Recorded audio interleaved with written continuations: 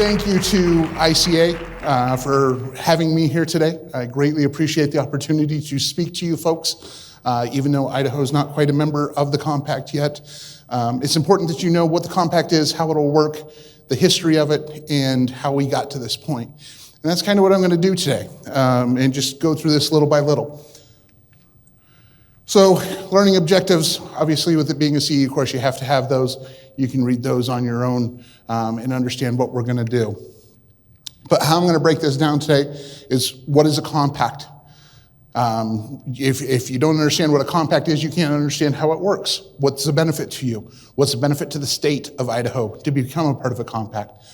And then we're going to talk universal licensure versus compact. There's a lot of talk, we have universal licensure. Why do we need compacts? Well, we'll talk about the differences and why there's pros and cons to both. Then we'll talk about the actual compact commission that is now formed. The compact commission required 10 states to join the compact. We are now at 37. We are the fastest growing professional licensing compact to date. And we actually hope to have our 38th jurisdiction in the next few weeks, as Washington, D.C. is under mayoral and congressional review to become the 38th member.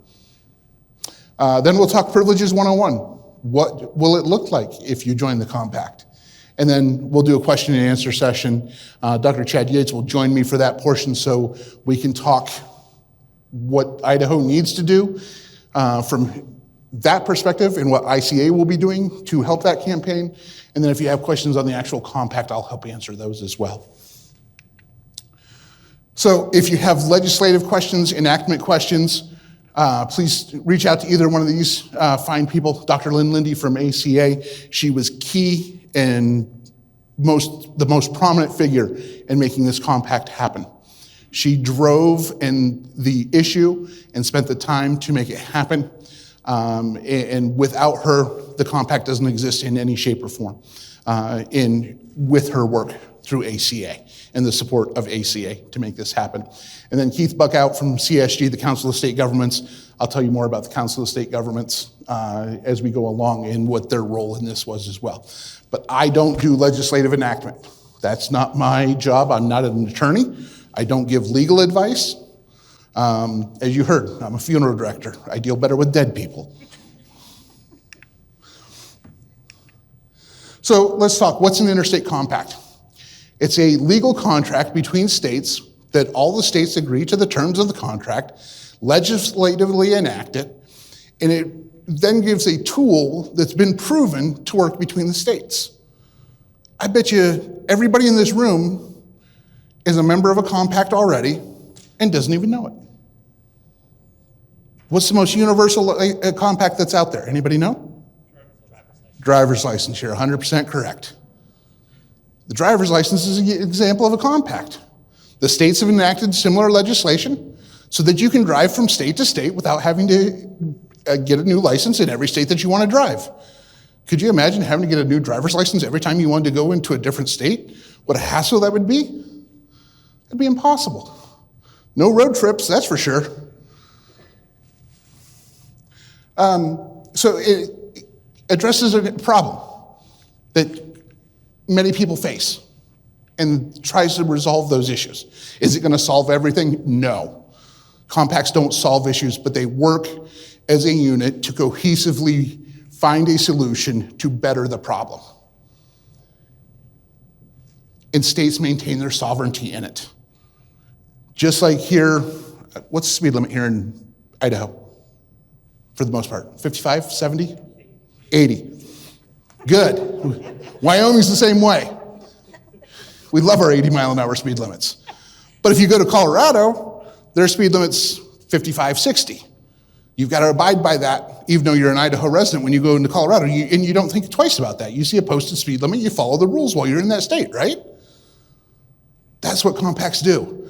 They allow the states to have that individuality, but yet work towards solving a problem. And not everybody's going to see the problem the same way.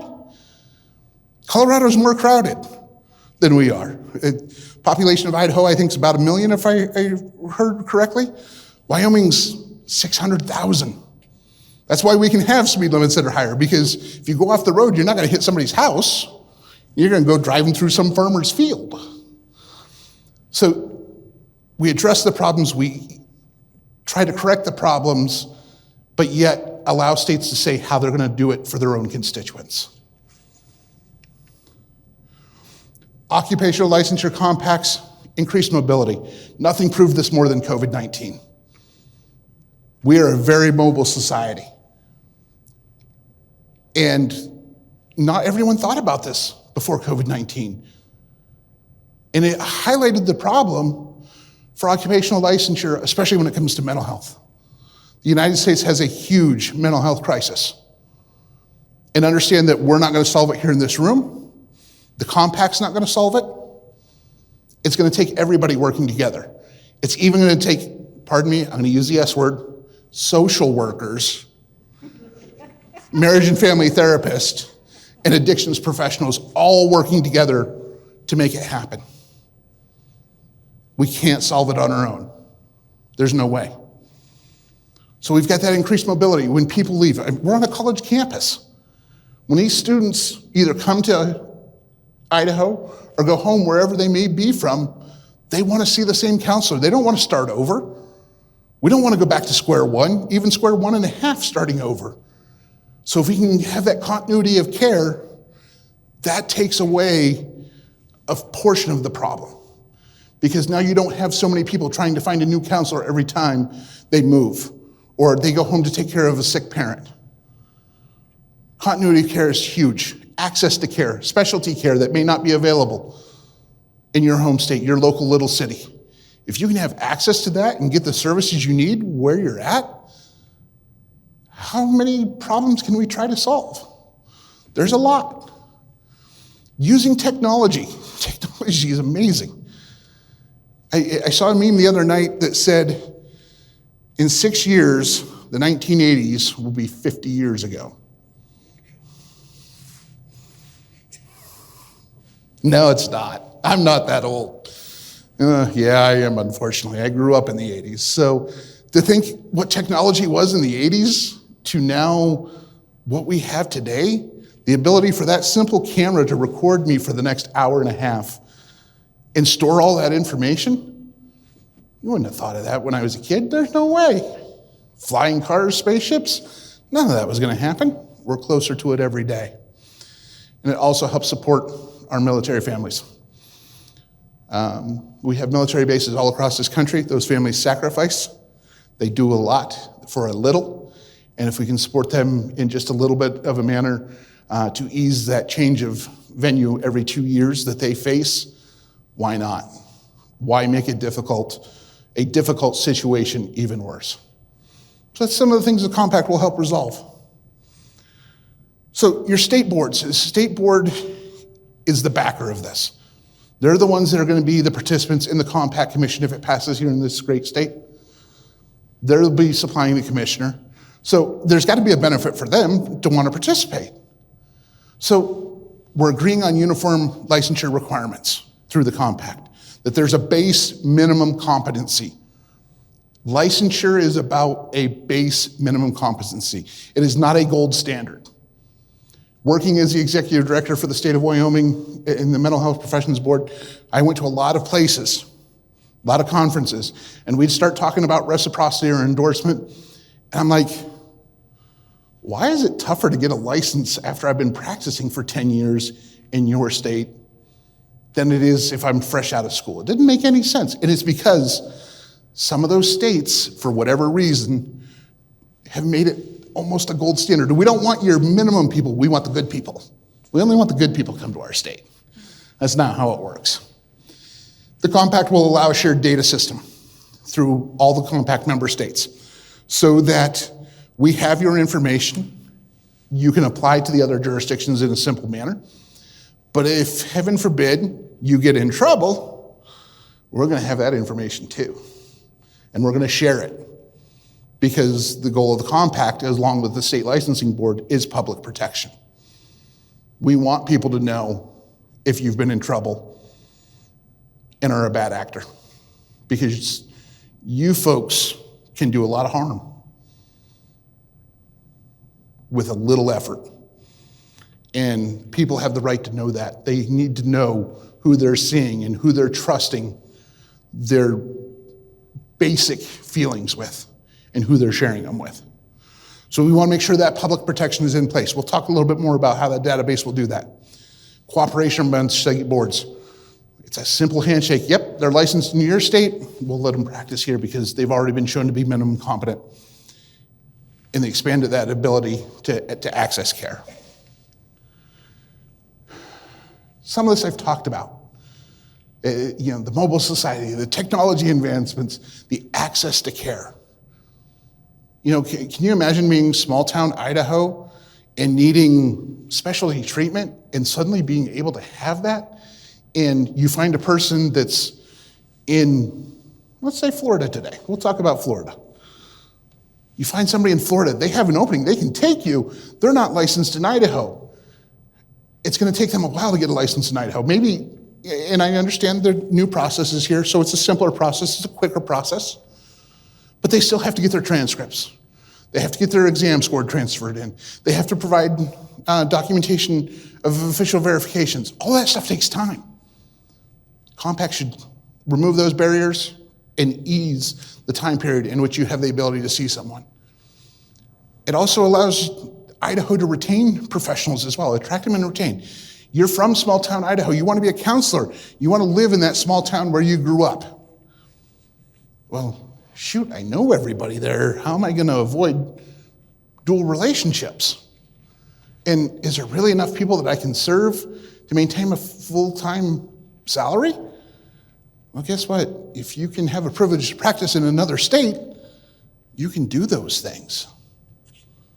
So there's benefits to the state. And we've talked about our military families. So one of the things that has come up in some of the states, including your own of Idaho, is universal licensure. We already have universal licensure. Why do we need a compact? Well, let's talk about it. Universal licensure is a streamlined process, typically looks at many professions at the same time. That, we're going to say if you're licensed in another state and have similar capabilities, you'll be able to come here to Idaho and get that license as well. And it's not just counselors, it's counselors, social workers, doctors, podiatrists, they all apply to universal, as long as you have a substantially similar requirements. Well, what's a substantially similar requirement? I don't know. Because what I know today may not be the same thing a board 6 months, a year from now, when there's new appointees to that board, agrees substantially similar. We want to take some of that out of there, giving us consistency across state lines. And most of the universal licensures require you to come to the state of Idaho to receive that benefit. Compacts, single profession. The counseling compact is only good for professional counselors. In the case of Idaho, the LCPC. LPCs in Idaho would not be eligible to participate in the compact. Talk more about that in a little while as well. Another addition, it's another avenue to be able to practice in another state. It doesn't replace the existing models of reciprocity, endorsement, universal licensure. It's another avenue. If we can put another spoke in the wheel to get you to be able to practice, let's give it to you. Let's make it easier if we can. And it reduces those barriers for in-state and out-of-state participants. Universal, some differences between the two, side by side. Application process. If you want a license under universal licensure, you've got to apply in every single state. Under the compact, you'll have one application that has 37 boxes that says, I want this state, this state, this state, this state. One application. And that application is going to be really easy because all you're going to do is log in and create a user account because we've already got your information. You don't have to provide us anything. Talked about the additional documentation, exam scores, all those things that cost money, take time from you. Compacts, you don't have to provide us any additional documentation. Your home state, where you primarily reside, will determine your eligibility for the compact, give your data to the compact database. You'll log in, create that user account, choose your privileges, and go from there. Approval time, days to months for a universal licensure. It takes time to get those documents. If we don't have any documents that you have to provide, guess what? As soon as a computer can process your information, your payment, and that you've completed jurisprudence exams as required, you're going to be issued a privilege to practice.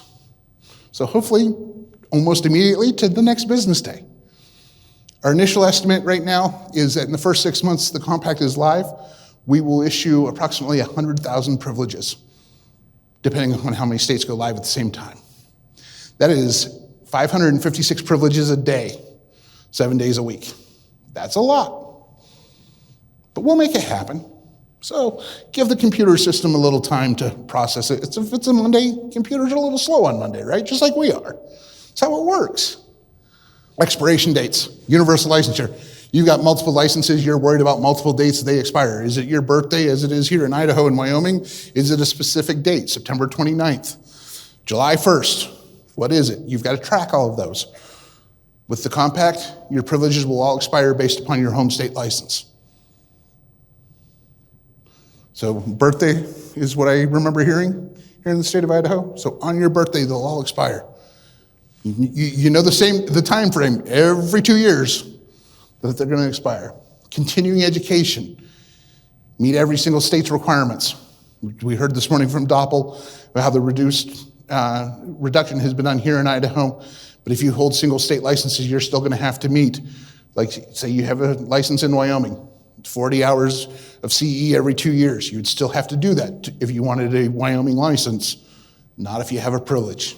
Just maintain your Idaho 12 hours and additional hours that you should be doing anyways to comply with the code of ethics to make sure you're improving yourself. Sorry, my little soapbox for a moment. Cost. Universal licensure, you've got your application fee, your documents, jurisprudence exam, additional CE. Cost for a compact, administrative fee, which right now has been recommended from the Finance Committee to go and be set in rule at $30 per privilege. State fees, the only state that has told us so far what their state fee is going to be is Ohio, and it's $30, or excuse me, $25. Every state has the ability to set their own fee. Every state has different needs when it comes to what they need to recoup. Because if people are doing the compact instead of reciprocity and endorsement applications and those renewals, they still need to retain those fees. There's a lot of states that the only way their licensing board operates is off of licensure dollars. They don't get general tax funds to operate. So to operate their office, to staff that office, to do investigations, they have to have that money. So states are going to tell us what those fees are. Physical therapy is a privilege to practice model as well. Their administrative fee is $45 per request, and then state fees range anywhere from $0 to $264. So wide variety out there. We'll see what they become. As they're announced, we will post them to the website as we get closer to issuing privilege to practice. A lot of states require you to be a resident in the state for universal licensure. You have to be moving into that state. Compact, just your home state has to be a member. Scope of practice. This is the big one. This is the whole state sovereignty issue that we hear about, that, oh, the commission's going to tell us how we do counseling in Idaho. In neither option, universal licensure or the compact, that's not how it works. Only the state of Idaho can control what the scope of practice is in Idaho. Doppel this morning presented those chapter 34, section 54, or something like that, of what a counselor is. There is nothing that the Compact Commission can do to affect that. They don't have the authority in the legislative language to make that.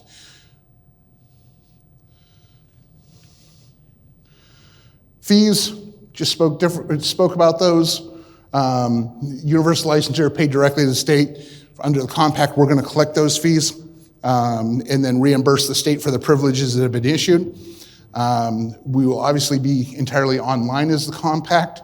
The Compact Commission has recommended to the Executive Committee and full commission that we absorb the credit card fees. So credit card fees will not be taxed on, added to that. So that $30 plus the state fee will be the line. You won't see an additional, $3.30 for a credit card fee. We'll take care of those out of the administrative fee. Change of requirements for licensure. There's a lot of states talking about we need more people. How can we get in them? So we're talking alternative methods. Oklahoma has one for social work, where if you can't pass the exam, you can do a whole other what's the word I'm looking for?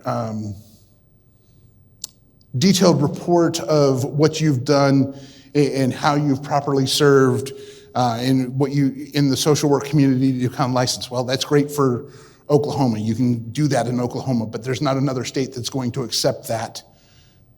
And so if a state changes their licensure requirement below what it is now in the compact, you would not be eligible for the compact. Another example of that is education and how Pennsylvania, who's also a non-member at this point, allows music therapy and art therapy education holders that are, some are 48 hours, some are 32 hours, to become licensed as LPCs in the state of Pennsylvania. They would not be eligible for the compact because they don't meet those minimum standards that the 37, soon to be 38, we hope, states and jurisdictions have already agreed to. Those people won't be eligible to participate in the compact. So the Counseling Compact itself, in the history of this, once again, through ACA's hard work in support of this, they started in 2019, which seems like forever ago now, and entered into an agreement with the National Center for Interstate Compacts to draft and work on a compact for professional counselors. We've been trying to solve this reciprocity endorsement issue since, the 70s, the 60s, and we still haven't got it right. And so we needed another avenue to try to ease this and help with our mental health problems. And so the NCIC is a division of the Council of State Governments. Council of State Governments is now helped draft over 20 different licensing compacts. Dentistry, rad tech, social work, counseling, the list goes on as to the compacts they've held. So they've got a lot of knowledge of how they work. And there's different models out there, and they can work with whatever profession to help with the model they think is appropriate for their profession. Counselors went with the privilege to practice model versus the nursing that has a multi-state license. Social work will be the multi-state license. As I said, PT is a privilege to practice model. So by profession, they can decide which model they want to do.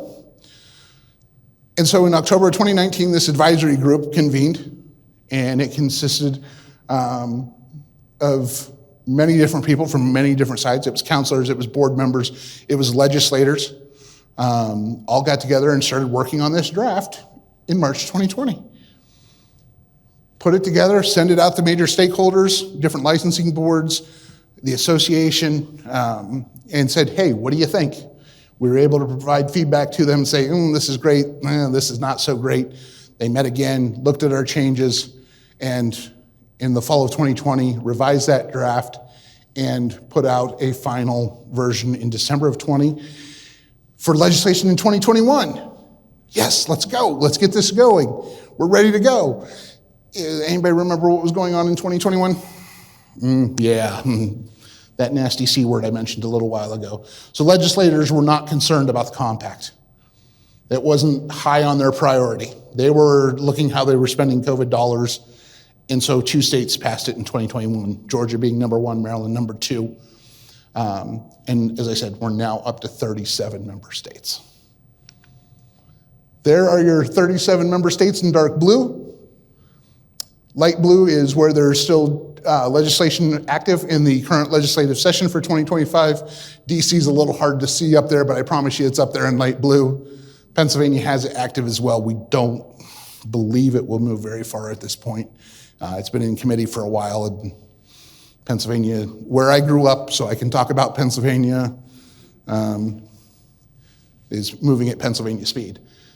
Light gray states are states that have either had language and not adopted it in any of the legislative sessions or have never introduced legislation to this point. And notice it also includes the territories. Puerto Rico, Guam, maritime provinces are also eligible to participate in the compact as a member jurisdiction. So the Counseling Compact, it addresses the problem of mental health issues, how we get there, how do we help resolve it. It's a privilege to practice model that you can have the privilege in my state because your state's already determined that you meet those minimum competencies. And it builds on that reciprocity system. It's another way. How do we get there? How do we get enough people into our state? How do we get enough services in our state? Maybe is the better question, not how do we get enough people into our state? Because there's still only so many of you to go around. But if you can divide your time a little bit differently, because you're not taking continuing education courses to meet 15 different states' requirements, because you're not having to track that and can take on an extra client or two, or because your clients move and you can stay with them and they don't have to find another clinician,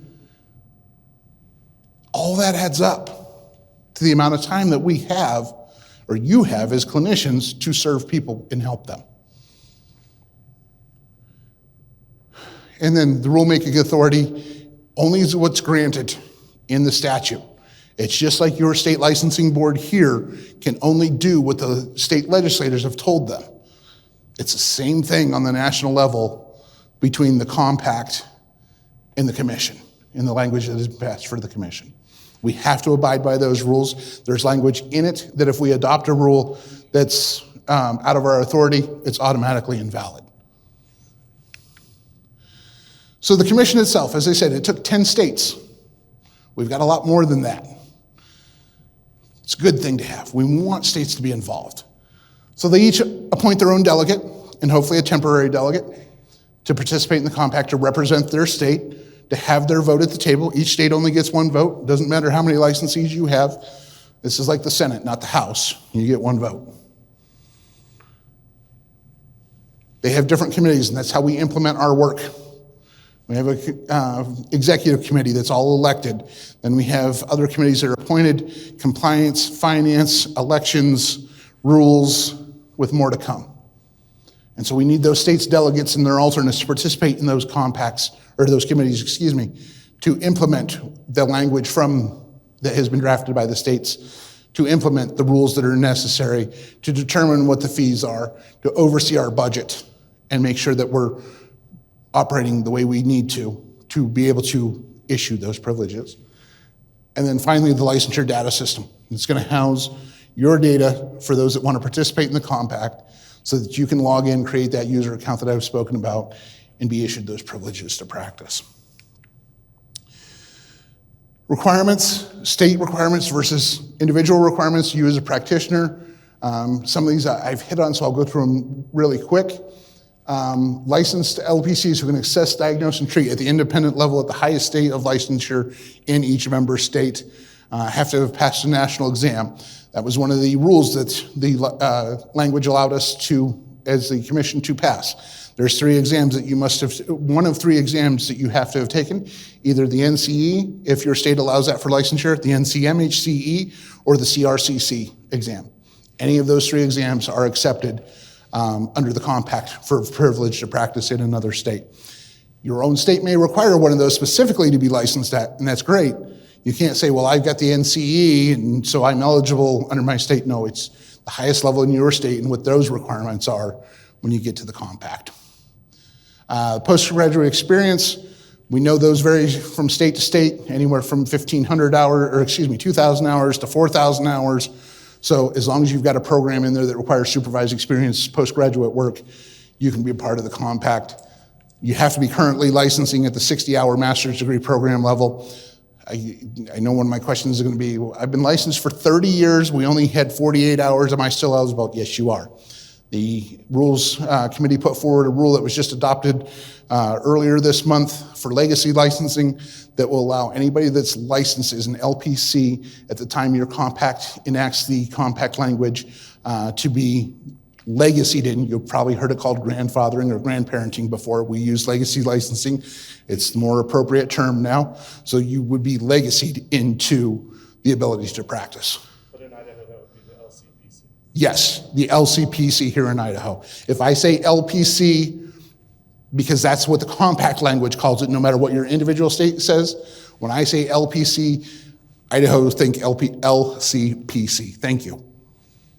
And then your state has to investigate complaints that arise due to practice within their own jurisdiction. Practitioner requirements, home state. You have to live in a compact state and be licensed in that same compact state to be a part of the compact. So you as a resident of Idaho, unfortunately right now we're not members. That's part of the reason I'm here, to help encourage you and give you the reasons why you want to be a member. State and for you to work with ICA to help promote that. If Idaho becomes a member, when Idaho becomes a member, you would then be eligible for the compact by being licensed in the state and living in the state. It'll be up to Idaho as to what information they collect to prove that you are primarily residing in Idaho. We have to have a Social Security number or NPI number. We need to make sure that Joe Smith of Nampa, Idaho is really Joe Smith of Nampa, Idaho when he goes to register for privileges to practice. No adverse actions against your license within the past 2 years. To be eligible for the compact, you have to have undergone an FBI background check. It's required of everybody that's participating in the compact, whether you're newly licensed or have been licensed for 20 years. If you have not had a FBI background check, you would not be eligible for the compact. And that's part of the language that Idaho would work in as to how those are done so that you would be eligible through Idaho regulations as you go forward. Adhere to the scope of practice. Whatever state you're in, that's the scope of practice. Whatever state you're working in and seeing your client at the time of services, that's the state you're working in under the compact. So if they're in Idaho, you follow Idaho's scope of practice. If they're in Wyoming, follow Wyoming's scope of practice. They vary from state to state. So guess what? You better know the differences as well. And that's on you as a practitioner to make sure you understand those differences before you start moving state to state, using getting a license in that state and using telehealth to provide services in another state. Be sure you understand the differences and what's legal and what's not. Keep yourself out of trouble. You're a good counselor. We want to have you continuing to see clients. We can't afford to lose good counselors, nor do we want to lose good counselors because it was an honest mistake. So you have to understand those differences. Once again, your home state can, for continuing education, that's the only one you need to worry about, and it's a privilege to practice. It's considered the same as a license. Medicare, yes, Medicare has come out, Medicare is national, right? Man, it's been a long day. Medicare on a national level has come out and said that a privilege to practice will be deemed equivalent to a license when it comes to those reimbursements. So typically state Medicaid and insurance will follow that. I say typically because it's still up to them whether they do that and how they do that. And if you're doing services through those types of payments, you'll still have to panel with those agencies and credential with them to be able to receive those reimbursements. The compact doesn't ease any of that for you. So other considerations as you consider getting a privileged practice. I've mentioned these different committees. Full commission met October 8th virtually. Our next meeting is February 12th in person in Myrtle Beach, South Carolina. We are required under the statute to meet annually. The commission has decided that that annual meeting will be an in-person meeting, hence the reason we're going to Myrtle Beach in February. And we'll meet in conjunction with AASCB, the American Association of State Counseling Boards.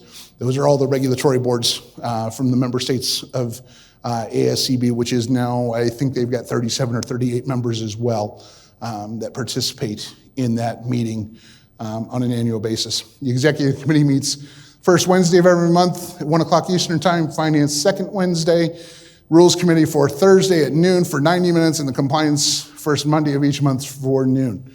It's a lot of meetings for me every month, let me tell you. Try to keep track of those, keep agendas up and minutes up for all those. Now, all those meetings are open to the public. If you go to our website, counselingcompact.org, soon to be counselingcompact.gov, we finally got the application approved to move to the .gov. When I applied for that in early February, I was told 8 to 10 weeks. We got it 3 weeks ago. Federal government at its finest with speed. All those meetings are open to the public. Please feel free to join in a meeting. There is typically always a public comment period in every one of those meetings. Depending upon how long the meeting goes, it may be a shortened public comment period. But you are welcome to participate. You're welcome to listen in and then participate during that public comment period. Public protection, as I said, utmost importance through the compact, and we've got several areas of how we do that. The FBI background check. If you actually have adverse action from a non-member state, you have to still report that to the compact so that we have that information. If you don't, you're in violation of the compact. Issues can be held. That unrestricted license for the 2 years, and the database will allow us that if Idaho reports you've been disciplined for something related to the practice, we are then going to notify automatically any state that you have a privilege to practice in. And so then those states will know that you've had that. They can look at it as well and determine, not an infraction here, we're not worried about it, or, yeah, that's a bad one, they need to have their privilege revoked here as well.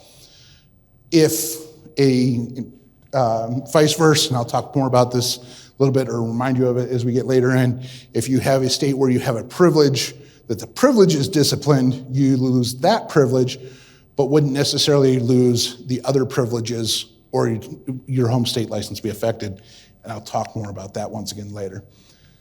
Once again, state licensing boards and legislators retain the scope of practice. The initial licensure, if you want a single state license, is not affected by anything that the compact does. They appoint the delegate and temporary. And the temporary only participates if the delegate themselves can't be there. They have to let us know ahead of time that the delegate won't be there. And the temporary cannot serve in the executive committee or a voting capacity on any of the committees in lieu of the delegate. They can join and participate. They don't have that voting member because they're either elected or appointed to those committees to serve as the individual person and not the state. Improved licensure processes when moving state to state. Talk more about those later as well when we get to the actual issues of privileges. Active duty military and their spouse get to select the state where they have an active license if they have to be listed as their home state for as long as they're on active duty. So if they hold 3 licenses, we'll say Idaho, Wyoming, and Arizona. And Idaho just reduced their CE. I now only have to have 12. Let's name Idaho my home state under the compact. They can do that even when they get a PCS to Hawaii, even a non-member state. They can continue to practice in the compact, unlike a typical professional if they move to a non-member state, because their home state is set by them and they have that ability to continue to practice under the compact. Bottom line about the compact itself: increases the access to counseling services, expands market opportunities, supports military families, facilitates telehealth, transportable credentials, cooperation, and consumer protection. It's a lot the compact does in those 54 pages of legislation. If you're really bored and want to see how it works, the model language is on our website. If you're having problems sleeping, I highly suggest pulling it out and taking a read of it. It'll work every time.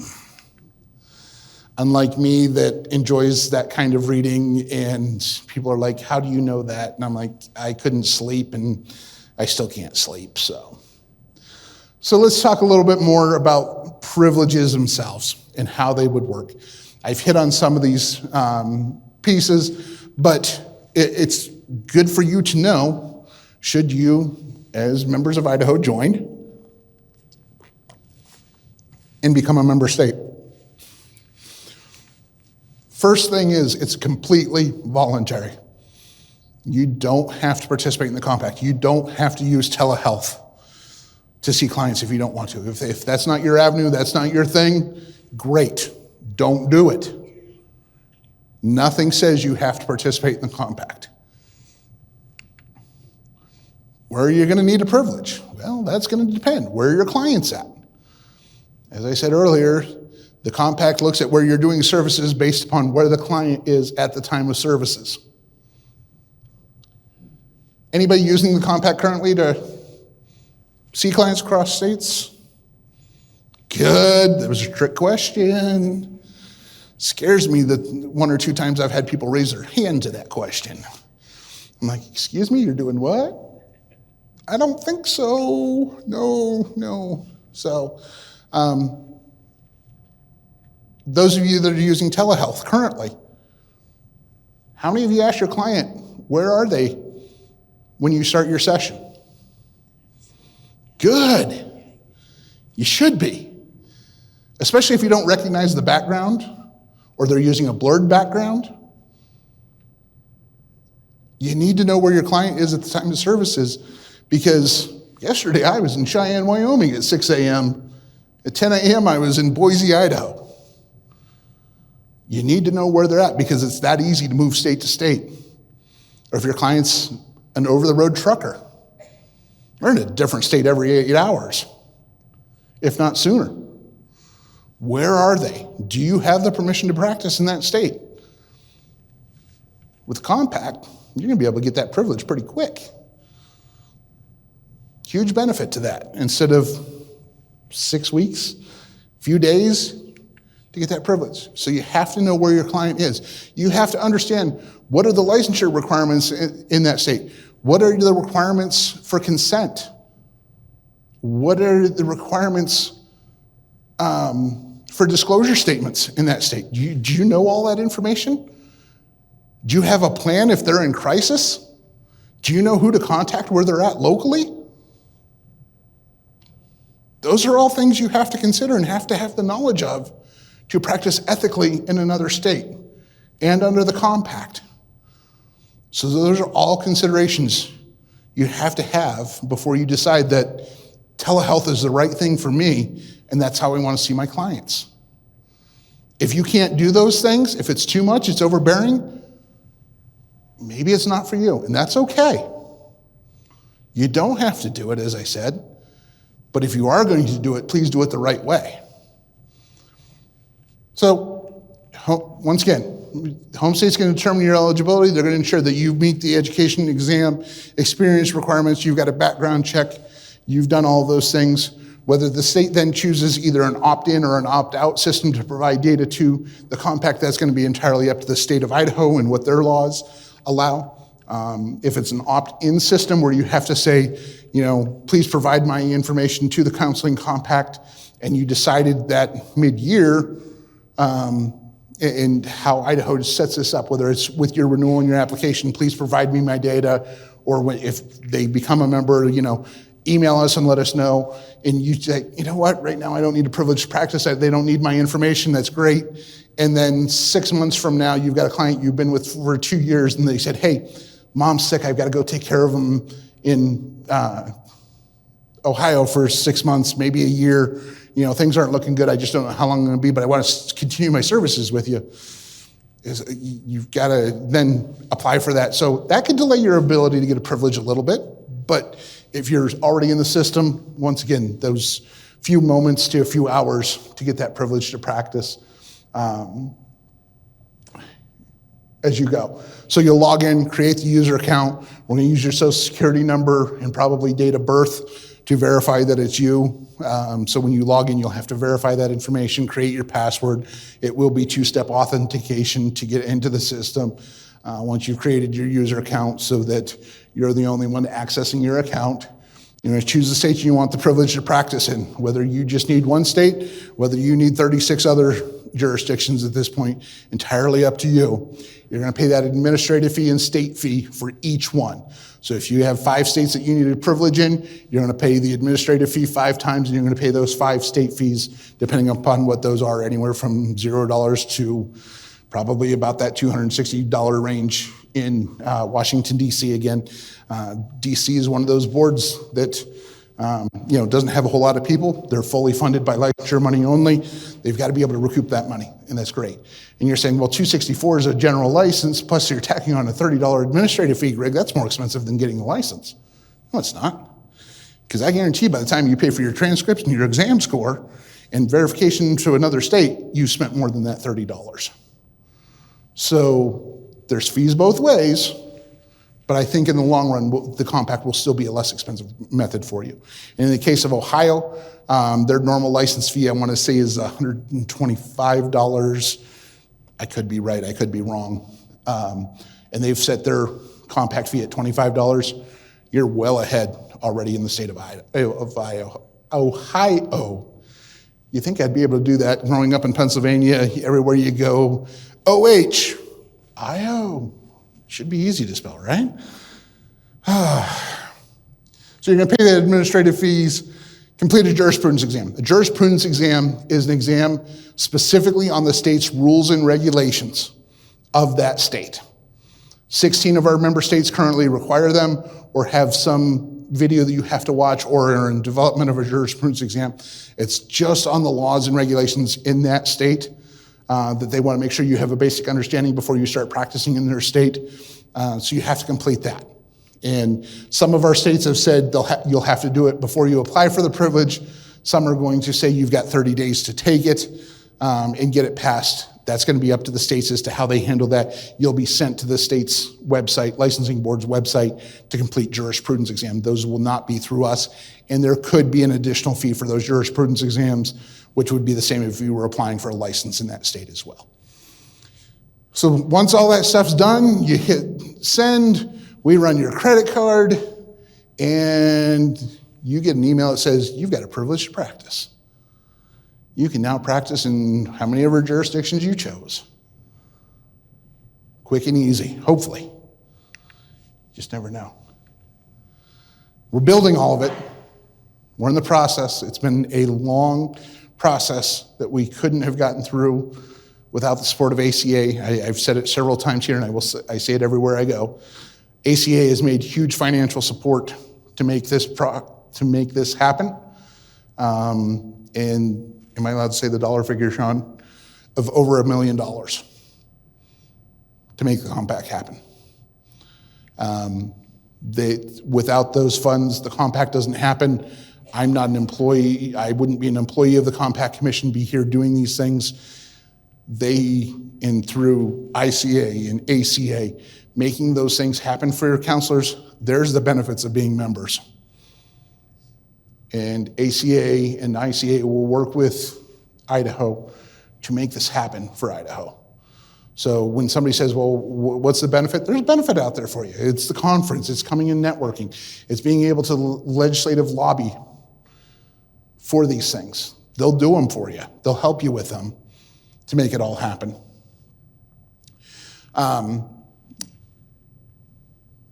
And so I've said this, your privilege will expire at the same time as your home state license. You only have that one date to worry about now, as long as you hold privileges. So if your license is about to expire, say next month, don't apply for 30 privileges today. Because guess what? They're going to expire in 30 days next month when your license expires. Wait till your license is renewed, then apply for your privileges to practice. And once again, the privileges will be good for, because Idaho's 2 years, correct? Okay. Some days I remember, some days I don't. Is it 1 year? You're 1 year. Okay, so your privileges will be valid for 1 year as well as your license. So with your annual renewal, you'll have to pay those fees for the privileges if you still want to hold those privileges. Even if that home state license was a 2-year license, you would be, because of Idaho license only being 1 year, you'll get 1 year out of it. And then your CE information, your 12 hours to meet Idaho requirements. Somebody asked about the sincerely held belief law. How does that apply if you become a member? It does not apply anywhere other than the state of Idaho. As soon as you leave the borders of Idaho, if your client's outside of Idaho, that does not apply. You're practicing in another jurisdiction, you have to follow those requirements. Just like you don't want them saying how licensure should be done in Idaho, they don't want you saying how licensure should be, and practice should be done in their state. States get to individually regulate the professions under the Constitution this way, because the federal government does not take it up, nor do we want them to take it up. Could you imagine a federal licensing system to get your counseling license so that everybody's the same? The bureaucracy of that? Oof. So that's why that law does not apply anywhere than the state of Idaho. So your home state changes. How does that work? When you have the privilege to practice and you're in a compact state, Idaho passes it, you're living in Idaho, you got your license, and you decide, the beaches of California are calling me, I want to surf and enjoy the sun. As soon as you move, you lose your privileges. You now primarily reside in a non-member state. You're not eligible for compact privileges, and they would cease immediately at that time. You move compact state to compact state, so you move from Idaho to Wyoming. Wyoming will have an application process to change your privilege to practice to a home state license that will not require further documentation. It won't, not your transcripts, your exam scores, the verifications. It's in the compact language that they can't require accompanying documentation to turn that privilege to a home state license. You can then either keep your Idaho license, maintain it separately, or you can choose to have your Idaho license converted to a privilege to practice based upon your Wyoming license. You have two licenses, or two options, excuse me. Here's the loophole to the compact. If you become a member state and have privilege to practice, you know you're gonna move. You know you're moving to Wyoming in 6 months, you don't have a license there, you don't have a privilege there. Get the privilege to practice. Because of that application process I just talked about, you don't have to worry about transcripts, exam scores, those things where if you move without it, you're now your residency has changed, you don't have a license or a privilege to practice here, you've got to go through that initial licensure process. So there's a little loophole here for you. If you're moving, you know you're moving, get the privilege before you go. It's going to make the ability to practice a lot easier when you get to that new state. Military PCS, permanent change of station, I've talked about this. They set their home state and remains valid for the entire time that they're on active duty status, either as a active duty military personnel or their spouse. They set their home state. It does not have to change every time they move or ever, as long as there's active duty status, and we will require documentation to prove that active duty status as part of the compact. They'll have to submit that to us. Privilege to practice visual, so let's see, this example I used, Amanda lives in member state A, wants to be able to work in state B and C, makes the application, pays the fee, does the jurisprudence exam, privileges are automatically authorized by the remote state, has a current state license, home state license, the privilege to practice, but yet on the outside of that, they could still have other single state licenses that are not part of the privilege, so they could still have that California license, the New York license, that don't phase into this equation. Disciplinary action. I started on this briefly, I'll go a little bit more in depth right now. What happens? It's home state versus privilege state. So you're licensed in Idaho, once again I'm caveating this with Idaho becomes a member state, and Idaho disciplines you because you know what? You decided it was a great idea to go into business with one of your clients. Horrible idea, let me tell you. I'm not a counselor and I know that's a horrible idea. So you do it anyways, and you know, because it was gonna make you rich overnight, you're gonna be able to retire next week and hey, move off to the Bahamas. Well, that didn't happen. Somebody told the board and they suspend your license. As soon as you're suspended, they're gonna send that information to the Counseling Compact database. All your remote privileges are automatically revoked. You no longer have the ability to practice under those. You would have to apply for licensure in those states, report that discipline, go through all those processes and trying to explain yourself as to what a great idea it was when we all know it wasn't. Gets complicated. It's a lot. So then let's say, go back to disciplines in a privilege, where you have a privilege to practice. So you've got a privilege in Wyoming, violate Wyoming, they suspend your privilege. And with a privilege, the only option that a state has is to suspend or revoke your privilege. There's no conditional privilege in their state. There's no reprimand in the state where you hold a privilege. You either hold the privilege or they take it away from you.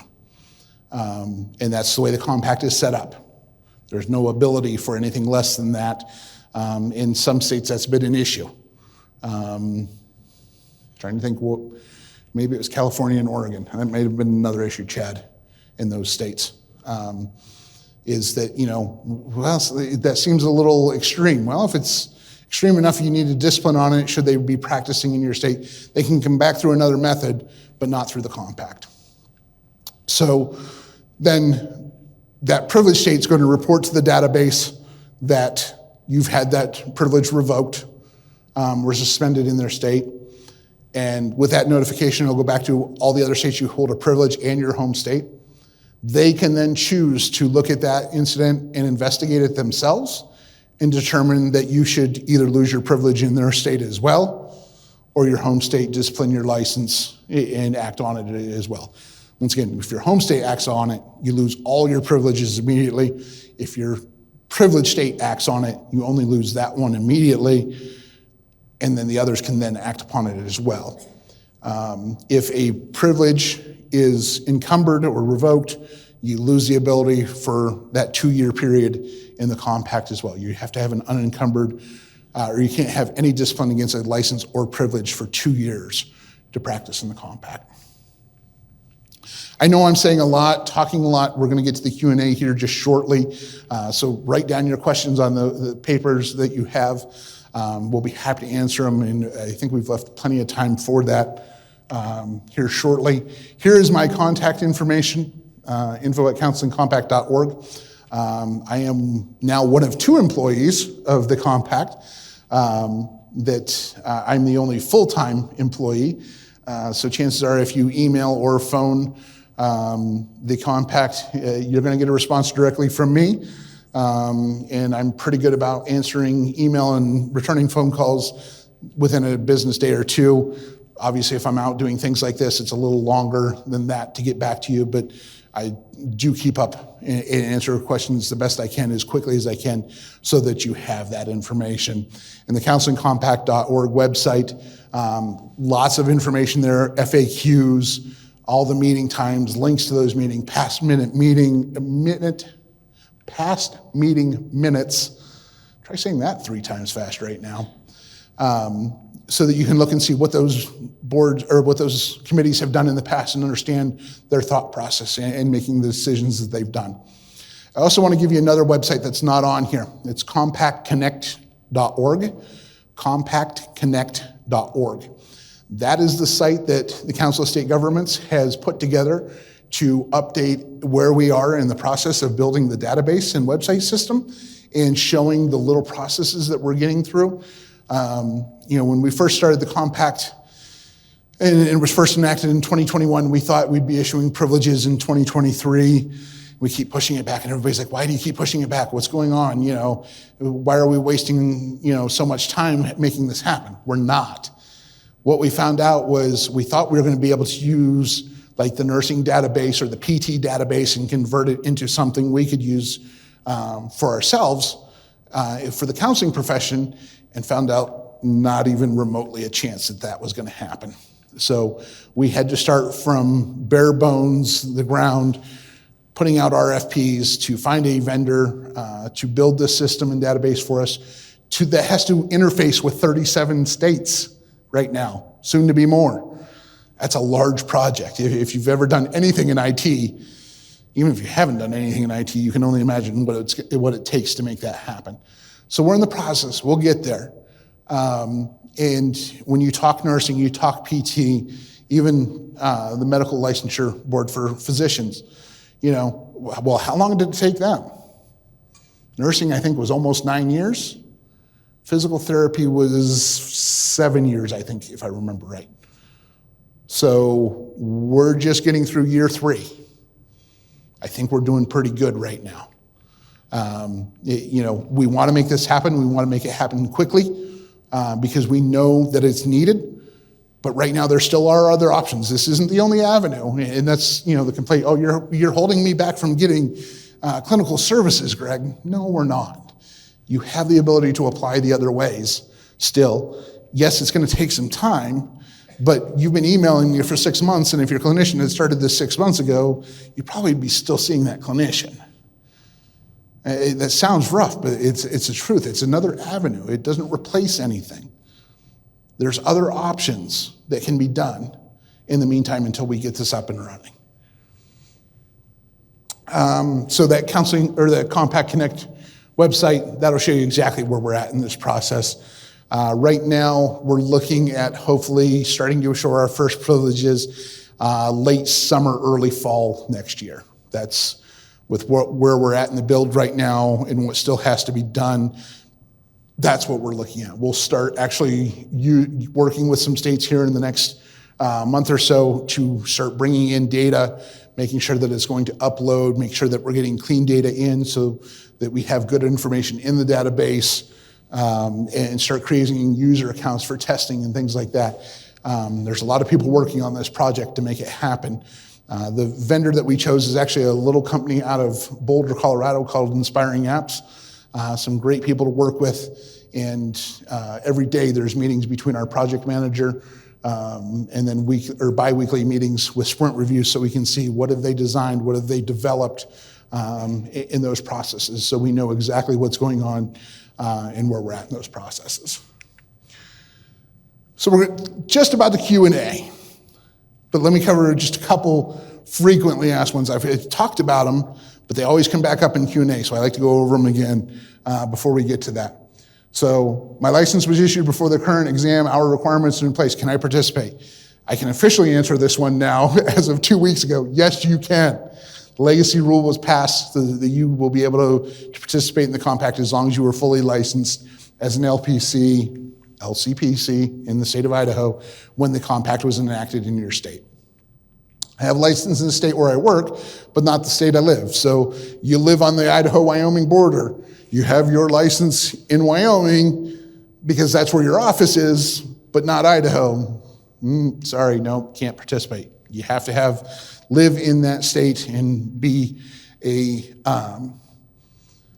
live in the state and be licensed in that same compact state. My home state isn't a compact member, so you live in Oregon and practice in Idaho. Can you use your Idaho license to join the compact? No. Once again, you have to meet that two-prong requirement of living in and being licensed in that same member state. Here's the question, and it looks like there's two parts to this one. Is there a limit to the number of states we can choose to contract with per our annual renewal period? That's question number one. If I understand the question right, is there a limit on the states that you can have a privilege to practice in? No. You can choose as many of the 37 or as few as the 37 that you need that privilege in. You're just going to be paying. You're just going to be paying for each of those privileges, correct. All right, thank you. What about clients who travel internationally for a living, such as people who go or people who go on ocean cruises, hunting expeditions, or traveling nurses and politicians, et cetera? The compact doesn't cover any of those when it comes to international. It is only for the 50 states and other jurisdictions that are part of the United States. So if they're traveling international, you need to find out what the requirements are in those countries that they're going to be visiting. If they're in international waters, my understanding is they're in international waters, so they don't fall under anybody's jurisdiction at that point. So once again, you have to do your homework to understand what the requirements are when it comes to counseling. The only one I can answer is Mexico, and there is no licensure in Mexico. So that if you have a client that's down there and calls home, I need services, I need to talk to you, you can do that. And I can answer that only because I had that question when I was executive director in the state of Wyoming. We had a student that was at the University of Wyoming and was down in Mexico on a international program and needed services. And we actually contacted, or the family actually contacted Senator John Barrasso's office, who was able to do the legwork for us and let us know that answer. So that's the one I can answer for. Other than that, sorry, I don't know the answer. Okay, thank you, Greg. This one's for Chad. How can Idaho counselors support ICA and the Compact Commission in getting the compact passed through the legislature? It's a great question. Right now, obviously, we are in a rebuilding phase. There is an election season going on right now, and it has and will continue to reshape our legislature in our state. So this means that we have to go back and rebuild some of the relationships we have Some of these relationships look like committee chairs. Some of them are the legislators and the state senators and House members that represent you all. We really have to rebuild these connections, advocate for why is the counseling compact important for us, how does it differ than universal licensure, which we already have. And we have to kind of put their minds at ease. There's a lot of myths around the compact. So this year is a year of relationship building and grassroots advocacy all across our state. And this is very important because you're going to be seeing a lot of our messaging be really out to you all, that you all are part of our grassroots. We need you all calling your legislators when the legislative session starts and talking to them. Now, what do you talk to them about? Well, first and foremost, make a connection with them. That is the most important part. As much as Monique and I can kind of talk about this, from our PP&L co-chair positions, and Liz, our lobbyists, can talk to it. When they talk to constituents, that makes a difference. Get them to know your name. Get them to know where you work. Get them to know about the client issues that you are seeing day to day to day and how the compact will benefit you. Now, we know for a fact that universal licensure means that other people can come into our state and practice. They can pay that $30 right now to our board and be able to come across state lines. We cannot do that in Idaho. So that means we really need to enforce a story. What's that mean to us? And I might kind of steal from a conversation we had, is that means people are going to want to move to Idaho, stay in Idaho, because then they can broaden their base of folks. We kind of talked about, if you're a rural counselor, you can have a much broader casework or case network of clients, and there's benefits to us, and we need to make those benefits heard. So that's really what we need to do. And we need to kind of extend it not just in kind of metropolitan areas like Boise and Pocatello, but we need a lot of the rural area counselors, especially northern Idaho counselors, to really call up and make those connections too. Monique, you have perspective. Anything you want to add? No. All right, thank you. So question, can you market yourself to get clients in other states, such as through Psychology Today? Or is the compact mostly for your existing clients who leave your home state? It's a great question, and being that I'm not a counselor, I'm going to say probably both. I mean, you can use that, to attract clients from outside. Using those methods that are out there that will show that you're licensed in multiple states. I often get requests, and even though we're not issuing privileges, how do I find somebody that's licensed in multiple states to serve XYZ need? Because maybe they want marriage and, couples counseling or something like that. And, the spouse is here and the spouse is there for whatever reason. They're separated, trying to make things work. There's not a good resource for that, honestly. And it's not something state boards are going to be able to do. So it's kind of your own advertising to make that happen. And your ability to have that privilege in another state, if Idaho once again becomes a member state, greatly increases from a business practice perspective. I think one of my good friends in Pocatello, she's a counseling psychologist, and on her Psychology Today profile, she has Utah and Oregon on her profile. So I imagine that could be something that if we were to be privileged to practice in those states, we could put in that Psychology Today profile. Thank you.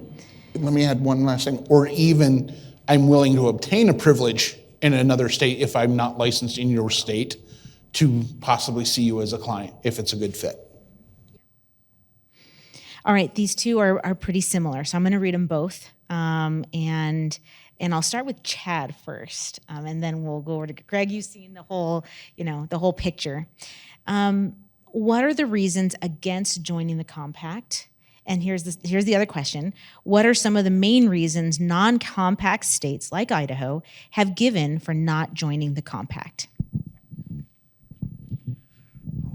What is a good reason for not joining the compact? That's a tough question, because I've spent the last 4 years advocating for the inclusion of this. I can tell you that, there are a lot of myths, I think, that kind of go into this. I don't agree with these myths. I think a lot of folks, that people who spread this myth of why not to join the compact, is that it will impact the Idaho sovereignty to set our own kind of policies and rules and what we want to training standards in our state. And that is absolutely false. That's a kind of I think a terrible myth that a lot of legislators have thought about, what the compact does. And even though we've tried to educate them on that, it's not true. We remain sovereign in our state, and our ability to set our scope of practice and our training requirements, that is still retained through our board with no influence from outside bodies. So that's kind of one, I think, myth that I've heard. And I don't think it is, I think there's so much evidence to support the opposite of it. I think I'd agree. It's a little hard now to be sitting here as the executive director and say, no, I don't want you to join. These are all the bad things. But Chad is right. The myths that are out there, and trying to educate people as to what those are. Through my presentation, I talked about Idaho retaining the scope of practice, the ability for the initial licensure. The states retain all of that ability. The commission only has the abilities given to it through the compact language, and these aren't things that they can do. One of the other big issues as it was being developed was the compact language allows for the commission to assess an annual fee to licensing boards to participate in the compact. And so everybody's like, what's that number going to be? Is it going to be $1,000? Is it going to be $10,000? Is it going to be $100,000? Well, fortunately, we believe, because of the number of privileges to practice that we will issue, that we're not going to have to use that fee at this point. That even though we have the ability, we will not be assessing an annual fee to state boards. The privilege to practice fees paid by licensees will cover our operating cost. And that goes back to that 100,000 privileges that I talked about that we could issue in the first 6 months. You multiply that by $30, that's a lot of money to be able to work with. But we also have to anticipate that's got to cover 2 years worth of expenses as well. And when you're talking about maintaining a database, cybersecurity insurance, staff, all those things, it adds up quickly. But that was another thing that, especially in the early states that joined, you're asking us to write a, check, and we don't know how much that check's going to be for, so we don't want to participate there. The state sovereignty issue is the biggest issue. Some of the other states have specific educational requirements. California has specific classes that you have to complete to become licensed in their state. Through the compact, they could not require those classes to be a part of the requirements. The only thing that they can do is a jurisprudence exam. So the fact that they can't require those is part of the reason California has backed away. Some states have similar laws to what we talked about here in the state of Idaho, protection laws, things like that they want their constituents to be able to use outside of their state. Obviously, that is not how it works. As we've talked about, once you cross borders, you're in a different state, different rules. You have to follow those. So the fact that they can't protect their own constituents through that manner has also caused some hardships with states in joining the compact. Thank you. There's 3 questions here, and we need to wrap up. We have about 8 minutes left. So this is a 3-parter, but they're all sort of connected. How have other conservative states passed the compact? What's keeping Idaho from joining the compact? And when will ICA attempt the compact again? Sure. What was the first one again? Why have conservative why have conservative states and how?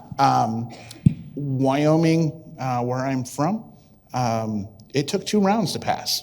It failed the first year in Wyoming, and it actually looked like it was going to fail the second year because certain politicians didn't believe in it. And to this day, I can't tell you what the lobbyist did and who she talked to pass it. There was a lot of support for it, but you have that one person in a committee, especially a committee chair that's in that position of power, they can stop it. And how do you get around that? It can be tough, but it's education, and some of it's that behind the scenes politics that you scratch my back, I'll scratch your back for the one that I didn't want, that you want. It happens, that's politics. So That's sometimes what it takes to make happen. That persistence is key. I think the early days when when we were pursuing the compact, we first went to the board because we wanted to have, them on pun intended, board with us. So we really wanted them to walk hand in hand with us, even though we knew they couldn't officially endorse it. The first time we went, they said, I don't think this is going to work for us. Second time they went, I think it's a good idea. I just don't think so. And then the third time, I think we can do this. Let's go for it. And it was that persistence that ultimately paid off. And I think it's going to be what keeps us going in Idaho. So maybe this third question I can address is, when are we going to introduce it?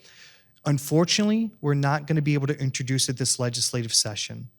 And among all of y'all, I may be the most disappointed in that. I'm sad and a bit heartbroken over that, because it's been something that the PP&L committee and ICA have been trying for many, many years. And we have to also look at the political realities of election year, that this isn't the right time for it. And being patient and being deliberate and intentional is our path forward.